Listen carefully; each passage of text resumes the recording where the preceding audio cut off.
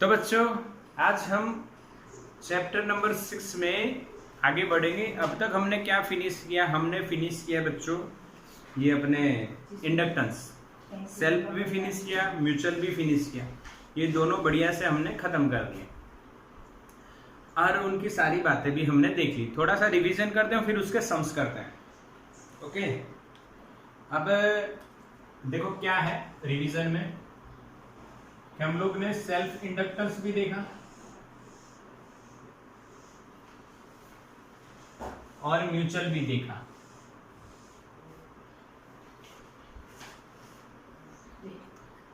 Self और mutual हमारा बिल्कुल खत्म हो गया। इस लेक्चर में हम सेल्फ और म्यूचुअल का कंपैरिजन देखेंगे और फिर उनके सम्स देखेंगे।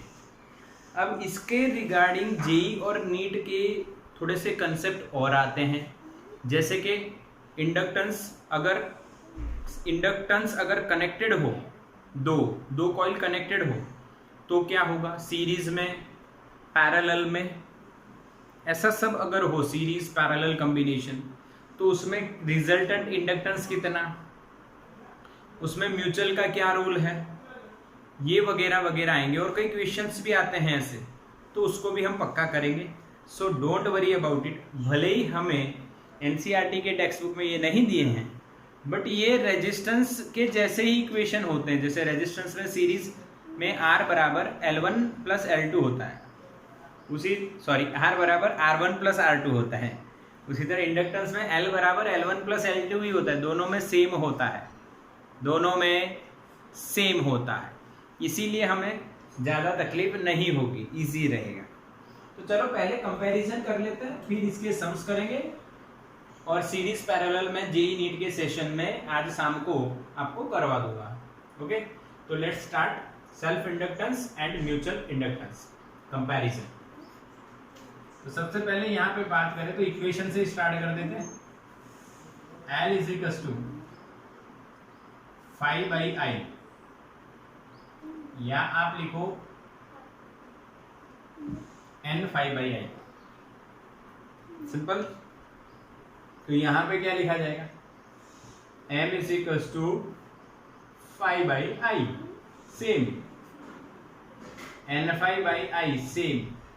बट यहाँ पे 1/2 हुआ तो 1/2, 1/2, ये याद रखना है। 2/1 हुआ तो 2/1, 1/2 हुआ तो 1/2।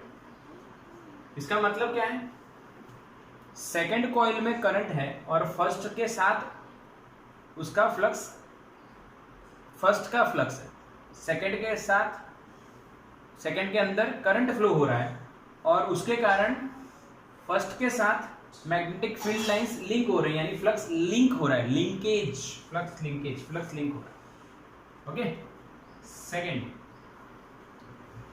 अब L और M हमें पता चल गए। अब इसमें सेल्फ इंड्यूस्ड ईएमएफ जो आप एप्सिलॉन लिखते हो वो आपका लिखा जाएगा -L/di/dt। और यहाँ पे म्यूचुअली इंड्यूस्ड ईएमएफ जो लिखा जाना चाहिए वो आपको पता है क्या होगा? -M/di/dt। बट अगेन दो कॉइल हो और एक में करंट हो, दूसरे में ईएमएफ कैसे इंड्यूस होगा? तो ये 1 लें तो यहाँ पे 1/2 और यहाँ पे 2 में करंट और 1 में फ्लक्स। अगर वो फ्लक्स चेंज हुआ तो 1 में ईएमएफ भी इंड्यूस होगा। तो इक्वेशन ये पक्का है। तीसरी बात इसमें ये आएगी, यहाँ पे सिंपली बात करें तो 1 कॉइल होती है और उसका अगर आप सिंबॉलिक रिप्रेजेंटेशन करो तो इंडक्टेंस ऐसे लिखा है, ऐसे ड्रॉ होता है। इंडक्टर बोलेंगे इसको, क्या बोलेंगे? ध्यान से समझो, इसको क्या बोलेंगे हम लोग?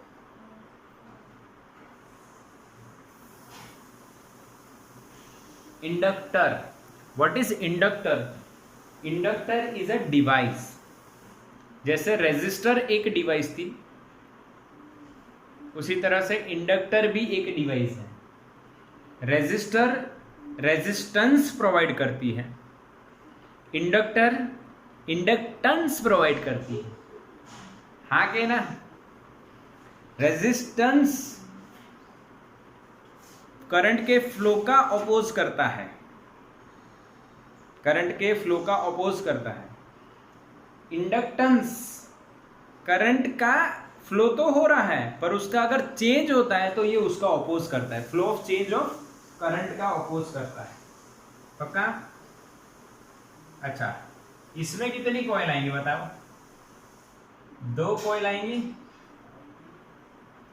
और अगर इसको सिंबॉलिकली आप रिप्रेजेंट करो, सिंबल इसका ड्रॉ करो, इस तरह से ड्रॉ होता है।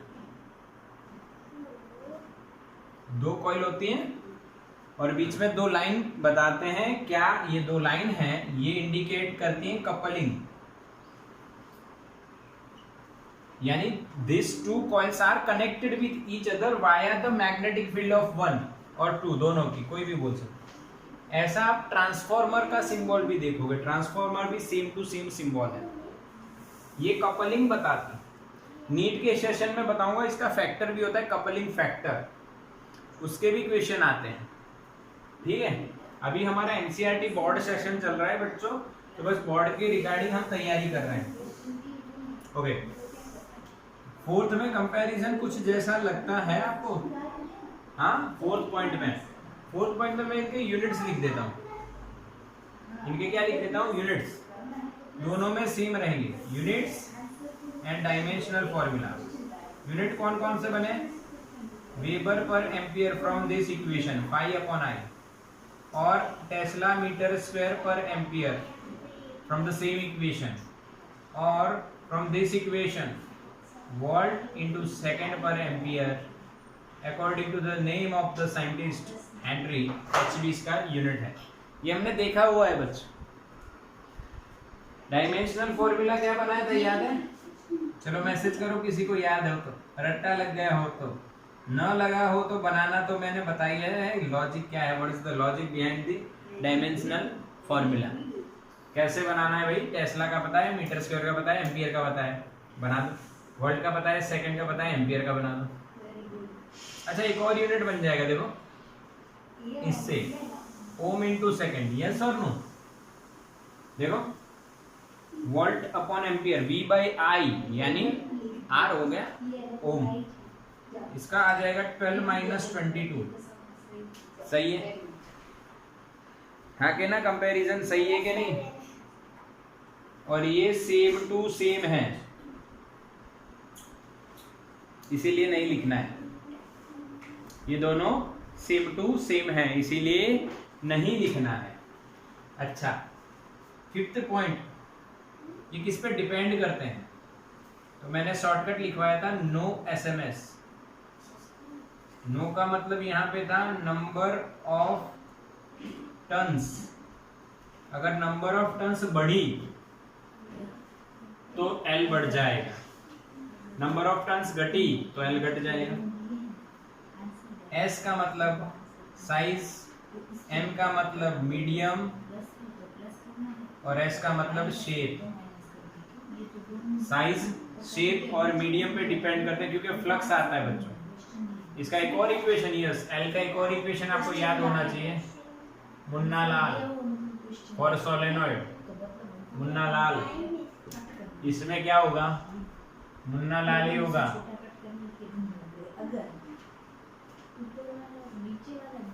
पर छोटे वाले का एरिया, और 2 n होंगे, N1 N2। तो इस पे से आप कह सकते हो शेप साइज पे डिपेंड करेंगे। यस, मीडियम, म्यू आ गया, मीडियम पे डिपेंड करता है। मीडियम बढ़ेगा, साइज बढ़ेगी, शेप बढ़ेगा, नंबर ऑफ टर्न्स बढ़ेगा, चाहे कुछ भी इसमें इंक्रीज होगा तो ये L इंक्रीज हो जाएगा, क्योंकि सभी के प्रोपोर्शन में। अच्छा, यहाँ पे थोड़ा सा पिक्चर अलग हो जाता है।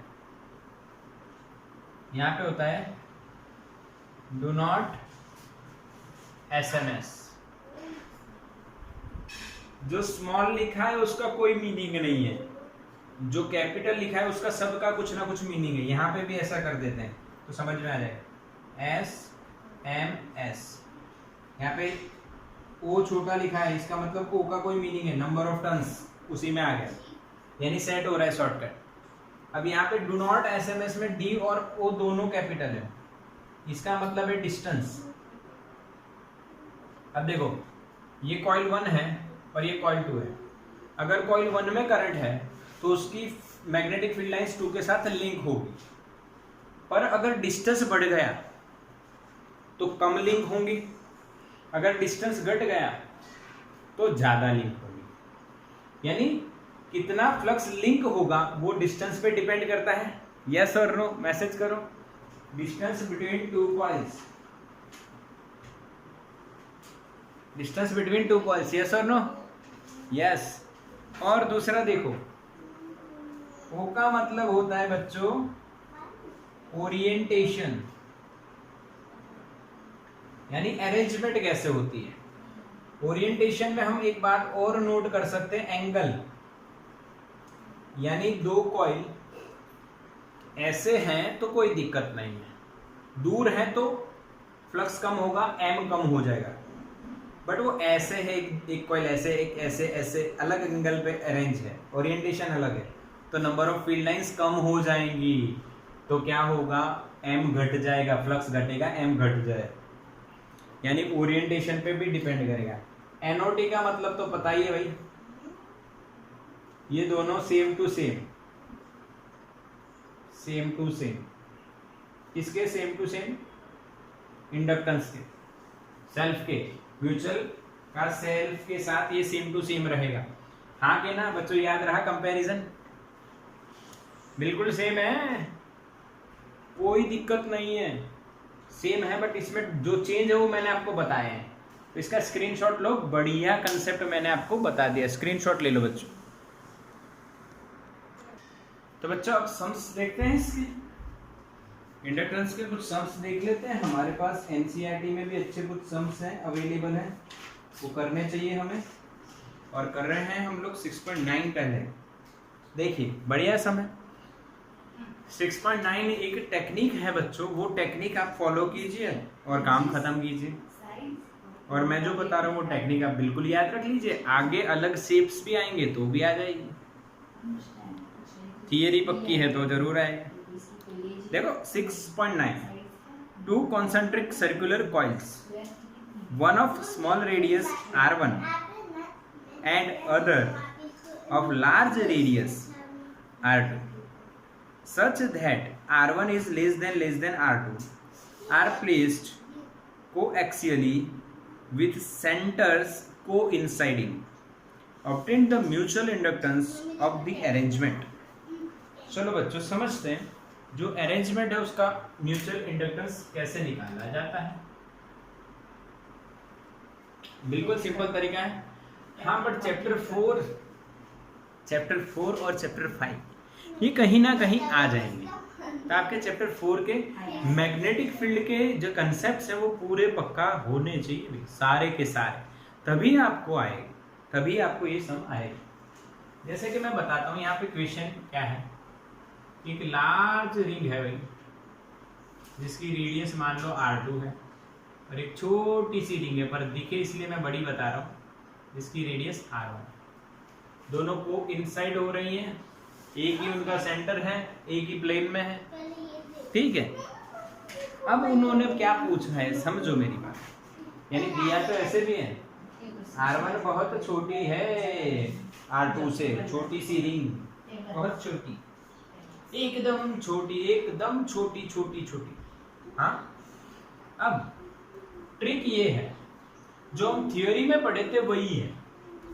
किसी एक रिंग में से करंट पास कर दो, तो हमने सेकेंड रिंग में से करंट पास कर दिया I2, उसके कारण मैग्नेटिक फील्ड जनरेट होगी और 1 के साथ फ्लक्स लिंक होगा, और वो फ्लक्स अगर आपको मिल जाता है तो आपको म्यूचुअल इंडक्टेंस निकालने में कोई दिक्कत नहीं है। मैं लिख रहा हूं यहाँ पे M12, तो आप लिखोगे क्या, N1 Phi1 बाई I2, सही है। तो आपको इसका फ्लक्स निकालना है, तो flux with the first ring वो क्या होगा, तो बच्चा आप सोचोगे simple, B2 A1 cos theta. अब मैंने B2 क्यों लिखा और A1 क्यों लिखा, ये समझिए। B2 यानी 2 के अंदर करंट है, उसके कारण ये करंट की डायरेक्शन है, और अंगूठा जो है, थंब जो है वो अंदर जा रहा है, तो फील्ड अंदर है। तो यहाँ पे मैं क्रॉस करके B लिख देता हूँ, और B नहीं B2 लिखता हूँ। वो B2 फील्ड लाइंस बहुत सारी इसके साथ लिंक हो रही है, इसलिए इसके साथ फ्लक्स लिंक हो रहा है। पर इस R1 रेडियस वाली रिंग के कितने एरिया में फ्लक्स लिंक होगा? तो A1 उसका जो एरिया होगा, सर्कुलर एरिया, उसके साथ लिंक होगा। अब थीटा कितना? तो थीटा मैं लिख देता हूं 0 डिग्री। कई बच्चों को समझ में आ गया कि सर ने 0 डिग्री क्यों लिखा है। अगर जिसको नहीं समझ में आया वो देखो, मैग्नेटिक फील्ड B2 और A1 इसका एरिया। अब रिंग इस प्लेन में है तो उसका एरिया का वेक्टर या तो अंदर ले सकते हो या तो परपेंडिकुलर टू द सरफेस बाहर ले सकते हो या अंदर। आप किधर लेना पसंद करोगे ये आप पे डिपेंड करता है।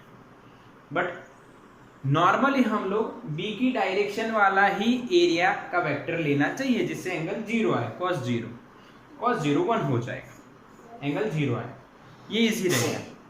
अगर आप ऑपोजिट भी लेते हो तो कोई दिक्कत नहीं, आंसर माइनस में आएगा, बाकी कोई परेशानी नहीं है।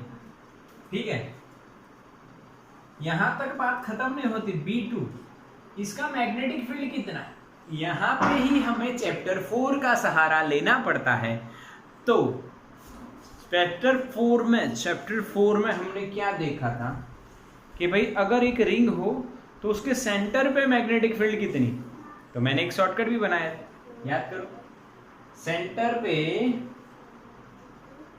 मुन्नी बड़ी वाली 2 बार आई, याद है? सेंटर पे मुन्नी 2 बार आई, याद है कि नहीं? मैसेज करो। नहीं याद तो वीडियो निकालो, YouTube पे जाओ, वीडियो निकालो, देखो और बढ़िया से आप वो फाइंड कर सकते हो बच्चों। याद है ना आपको? बिल्कुल समझ में आया। बट यहाँ पे नंबर ऑफ टर्न्स 1 है तो यहाँ पे 1 आ जाएगा और रेडियस R2 है, यानी जब आप B2 लिखोगे तो आपको mu naught, number of turns 1 है, करंट I2 है, 2 इंटू रेडियस R2 है, एरिया ऑफ 1, इसका 1, एरिया ऑफ 1 कितना हो जाएगा? पाई R1 स्क्वायर। सही है? यस, बिल्कुल सही, बिल्कुल सही। अब ये वैल्यू बस यहाँ पे पुट करनी है और कुछ भी नहीं। बिल्कुल सिंपल है, एकदम सिंपल है बच्चों, कोई ज्यादा लॉजिक इसमें नहीं है, बिल्कुल सिंपल बात करनी है, कुछ भी इसमें ज्यादा लॉजिक नहीं लगाना है। बस नंबर ऑफ टर्न्स ऑफ 1 है भाई, पाई 1 आपका क्या है? म्यू नॉट I2 पाई R1 स्क्वायर अपॉन 2 R2, और ये I2 नीचे था ही, I2 ने I2 को मार दिया तो बचा क्या answer? Mu naught pi R1 square upon 2 R2, this is M12। बच्चों आंसर आ रहा है? बच्चों समझ में आया आंसर? देखो, क्या यही आंसर है? क्या यही आंसर है? देखो, चेक करो, बढ़िया लॉजिक है, यही आंसर आ रहा है कि नहीं? देखो, आंसर यही है भाई। Yes yes, same to same answer आ गया। तो आंसर आने के बाद अब इसको आप स्क्रीनशॉट ले लो, और क्या करोगे? स्क्रीनशॉट ले लो बच्चों। तो बच्चों एक और हम देखते हैं, लास्ट वाला आपको बिल्कुल समझ में आ गया। वैसा ही आपको एक होमवर्क में दे देता हूं, ये वाला स्क्वायर लूप है और उसके अंदर भी एक स्क्वायर लूप है, छोटी सी, small L, L is greater than small L, square है तो आपको इस सिस्टम का म्यूचुअल इंडक्टेंस फाइंड करना है। ये सब मैंने करवाया हुआ है चैप्टर 4 में। तब मैंने क्या करवाया था? तब मैंने सिर्फ आपको मैग्नेटिक फील्ड फाइंड करना सिखाया था स्क्वायर लूप की। एक वायर लेना ये वाला, उसके कारण और सभी के कारण 4 गुना आ जाएगी। याद कर लेना या देख लेना वीडियो में, ठीक है? हाँ के ना? क्लियर है? यस, क्लियर है विजन। ओके, तो वो देख लेना आप लोग। तो इसका आप ये स्क्रीनशॉट ले लो फटाफट, ये आपका एक होमवर्क हो गया है बच्चों। नहीं आए तो मुझे आपको बताना है कि सर बताइए आप, बाकी एकदम सिंपल है। चलो अब आगे चलते हैं। आगे हम बात क्या करने वाले हैं वो देखते हैं। आओ 6.10 एग्जाम्पल देखो, अंदर पढ़ता हूं मैं। Obtain the expression for the magnetic field energy stored in a solenoid in terms of B A and length, यानी magnetic field area and length of the solenoid. और दूसरा पूछा है how does this magnetic energy compare with the electrostatic energy of capacitor. अरे वाह, यानी अब आपको कंपैरिजन तो करना है बट कैपेसिटर की एनर्जी के साथ, यानी क्वेश्चन बिल्कुल बढ़िया है बच्चों। आइए देखते हैं, सोलेनॉइड की बात कर लेते हैं। तो सबसे पहले सोलेनॉइड में यहाँ पे ड्रॉ कर रहा हूं। इसका भाई लेंथ है L और रेडियस है भाई R, और क्रॉस सेक्शन एरिया अगर हम देखें तो मान लेते हैं कितना है भाई, A है। Cross section area is A, length is L and radius is R। ये है लॉन्ग सोलेनॉइड। ओके, अब इसकी जो एनर्जी है वो हमने देखी थी, ये इंडक्टर ही है एक टाइप का। तो मैग्नेटिक एनर्जी इक्वेशन क्या लिखे थे, हाफ Li², क्योंकि इंडक्टेंस यानी सोलेनॉइड। फिर से बोल रहा हूं, इंडक्टेंस नहीं, इंडक्टर यानी सोलेनॉइड। मैंने इंडक्टेंस बोला, गलत बात है। Inductance is the property of the inductor which opposes the change in current. And inductor क्या है, inductor is a device, okay, which provides inductance. दिख नहीं रहा है, अब देखो मेरी वीडियो को पिन कर दो, वो पिन का शेप होगा ना, वहां पे क्लिक कर दो तो मेरी वीडियो दिखेगी बच्चों। ठीक है, अब सही है, अब दिख रहा है? ओके ओके ओके, चलो ठीक है। अब यहां पे हम लोग क्या बात करेंगे कि भाई ये जो L है वो तो मुन्ना लाल है, क्योंकि हमें इसको मैग्नेटिक फील्ड एरिया और लेंथ के फॉर्म में कन्वर्ट करना है। इसीलिए मैंने क्या किया, L की जगह मुन्ना लाल लेके आ गया, जिसमें एरिया और लेंथ है। ठीक, समझ में आ गया। यानी बट मैग्नेटिक फील्ड नहीं है। अगर मान लीजिए करंट ऐसे फ्लो हो रहा है तो मैग्नेटिक फील्ड मान लो इधर है, तो मैग्नेटिक फील्ड कहाँ है? तो सोलेनॉइड की मैग्नेटिक फील्ड भी आपको पता है, मुन्नी, मुन्ना लाल, मुन्ना एंड मुन्नी। दो बच्चे हैं, जुड़वा बच्चे हैं, एक लड़की है एक लड़का है, और उस लड़के का नाम रख दिया मुन्ना और लड़की का नाम रख दिया मुन्नी। तो we have Munna and Munni. Munna आगे बढ़ के बड़ा होके मुन्ना लाल बनता है। अच्छा, तो मुन्नी लाली नहीं बनती है भाई। ठीक है, मुन्ना एंड मुन्नी दो भाई बहन है बच्चों। बढ़िया सेटअप हो गया हमारा शॉर्टकट। अच्छा, अब हाफ L का इक्वेशन लिख दो बच्चों, μ0n² A × L, Munna Lal. और अच्छा, मैं मुन्ना लाल क्यों बोलता हूं ये पता चला ना।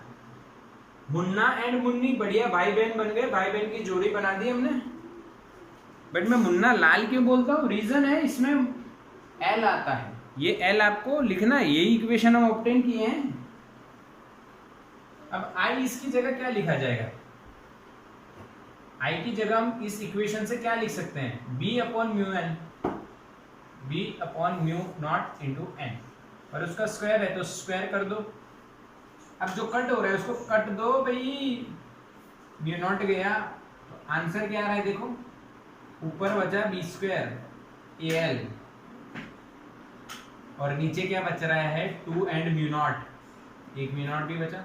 This is the equation of magnetic field in terms of B A L, पक्का बी ए एल। हाँ, यहां पे एक चीज और हम देखने वाले हैं।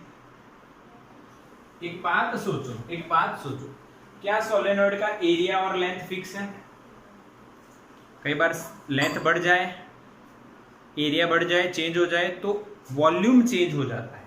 तो अगर वॉल्यूम चेंज हो सकता है तो पर यूनिट वॉल्यूम फाइंड कर लो, जिसको हम बोलते हैं एनर्जी डेंसिटी। यहाँ पे मैग्नेटिक है इसलिए यू बी लिखा जाएगा, यू बी बाई वी लिखा जाएगा। अब देखो, सोलेनॉइड एक सिलेंडर होता है और सिलेंडर का जो वॉल्यूम है वो होता है पाई आर स्क्वायर एच। छोटे थे तब पढ़े थे ये। अगर एक सिलेंडर है जिसकी लेंथ h है या हाइट ले लो h है, रेडियस r है, तो उसका वॉल्यूम होता है पाई आर स्क्वायर एच। और ये सॉलिड है या हॉलो है ये अलग बात। अब इसका क्रॉस सेक्शन जो यहाँ पे लेते हैं उसका एरिया कितना होता है पाई आर स्क्वायर, और उस पाई आर स्क्वायर को आप h तक ले जाओ तो पाई आर स्क्वायर h उसका वॉल्यूम बनता है। तो यहाँ पे एरिया इंटू लेंथ लिख दो मैं, यहाँ पे एरिया a है और लेंथ l है, तो area into length is the volume of solenoid.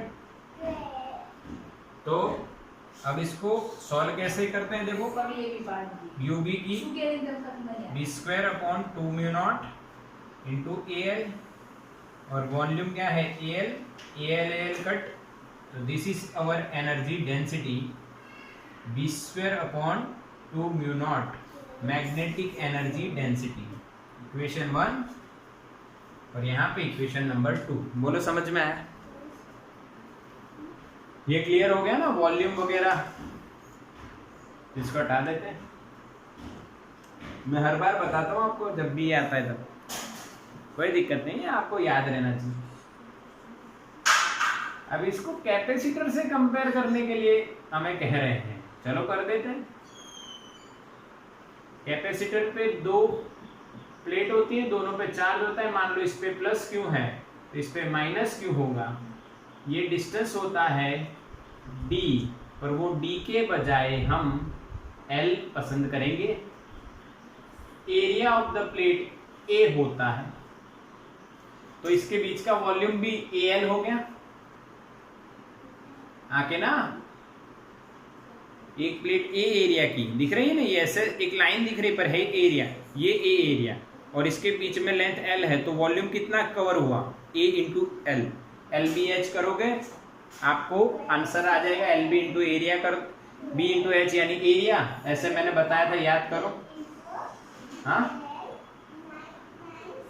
ये मान लो b है, ये मान लो h है और ये डिस्टेंस l है, तो यहाँ पे ये क्यूबॉइड बन गया, तो उसका वॉल्यूम क्या होगा एल बी एच, पर b इंटू एच यानी एरिया हो गया, तो a into L is the volume. हाँ, enclosed between the 2 plates of the capacitor is area into length, area into length। बोलो क्लियर बच्चों? तो इसको हटा देते हैं।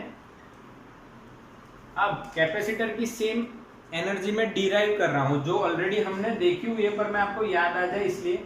Electrical energy stored in the capacitor, that is U is equals to similar to this half CV square, half CV square, half Li square, half CV square, L inductance, C capacitance, I current, V voltage, same to same। अब UE यहाँ पे C की जगह क्या लिखा जाएगा, A epsilon not by D, D की जगह L है, हमें L लिया है, सिमिलर हो जाए इसलिए। और v की जगह e इंटू एल उसका स्क्वायर, याद है ना, v is equal to E D, उससे मैंने ये ले लिया। क्लियर? अब यहाँ पे जो कट हो रहा है उसको कट कर दो, बाकी जो बचा वो लिख दो half epsilon not E square into A into L. This is the electrical energy stored in the capacitor. Compare कर सकते हो अब, इसका इक्वेशन 1 उसका इक्वेशन 1 कंपेयर करो। And similarly energy density, electrical energy density stored between the two plates of the capacitor, UE is equals to UE upon volume. UE is half epsilon naught E square AL upon AL, AL cut, तो answer क्या आएगा, UE is equals to half epsilon naught E square। This is equation number 2 of capacitor. अब इनको compare करो, देखो तो जो comparison हमने चैप्टर 4 में देखा था, चैप्टर 5 में भी देखा था, क्या बच्चों वही दिखेगा? देखो इसमें जहां 1/μ0 लिखा है, 1/μ0, देखो 2 तो सेम है, बाई टू 1/μ0 है, तो उसमें कांस्टेंट क्या है, एप्सिलॉन नॉट। ये तो हमने पहले भी देखा।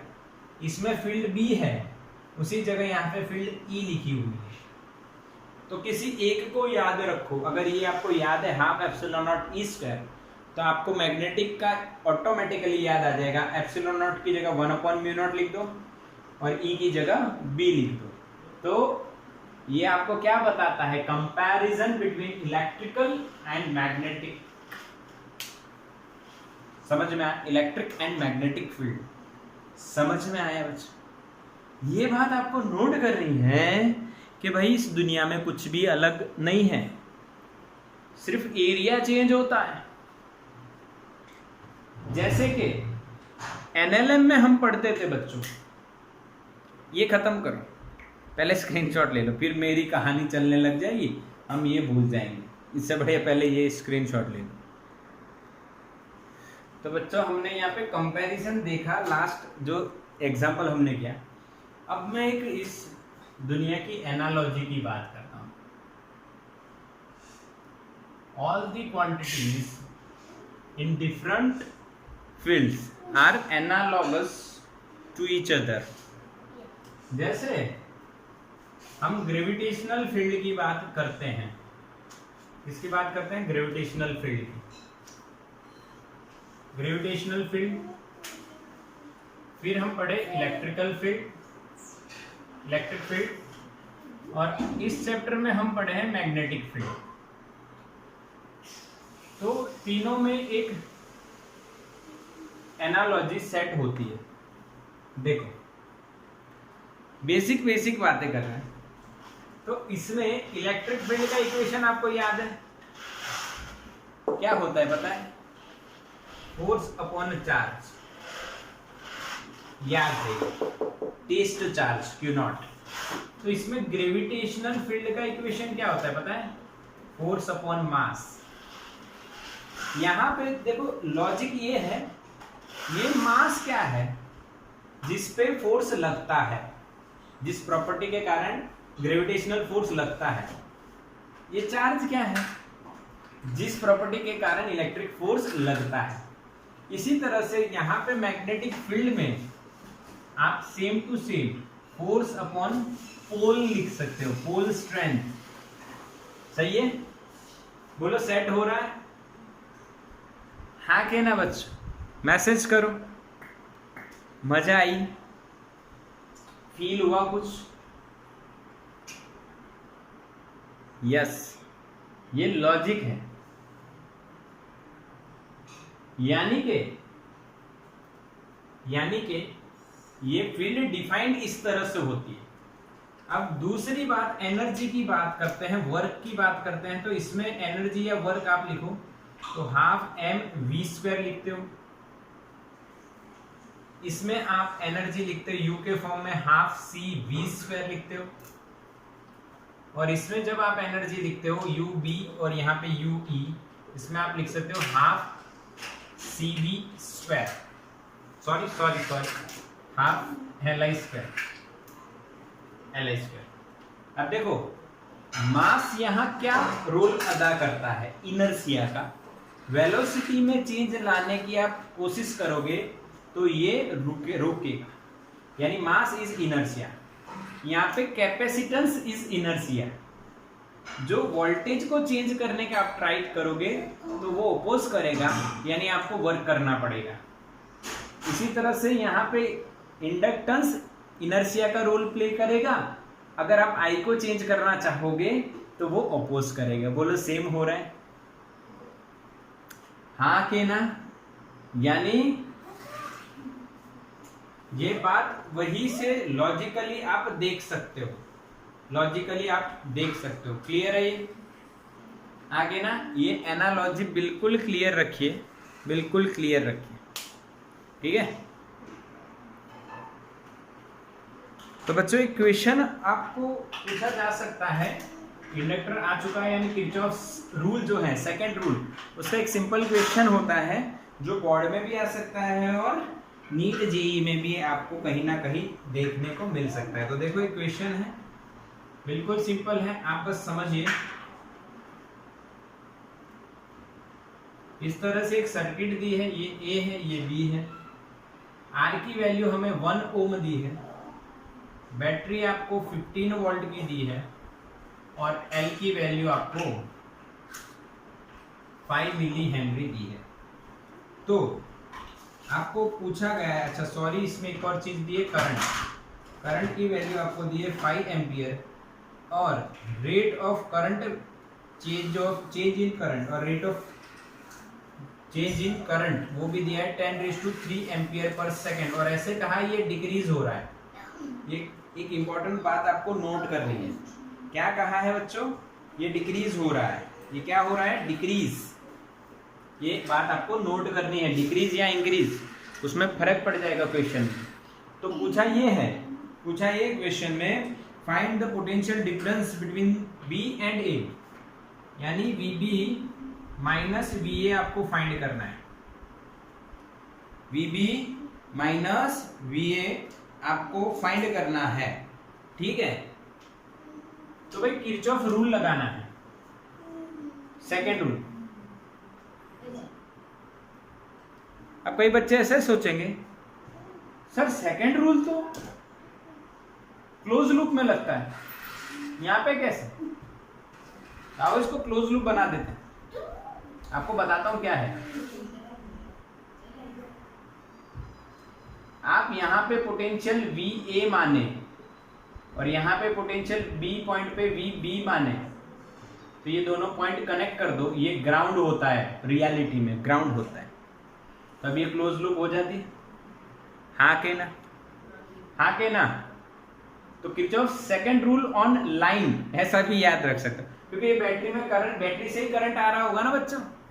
हाँ के ना? कहीं ना कहीं कनेक्टेड तो होगी तभी तो करंट आ रहा है, पर हमें सिर्फ इतने पोर्शन को याद रखना है ए से बी का, बाकी चर्चा नहीं करनी है बस। तो लगाते हैं, आइए लाइन पे, यहां से स्टार्ट करेंगे ए से, तो VA हमारी डायरेक्शन, करंट की direction same, chapter 3 minus IR,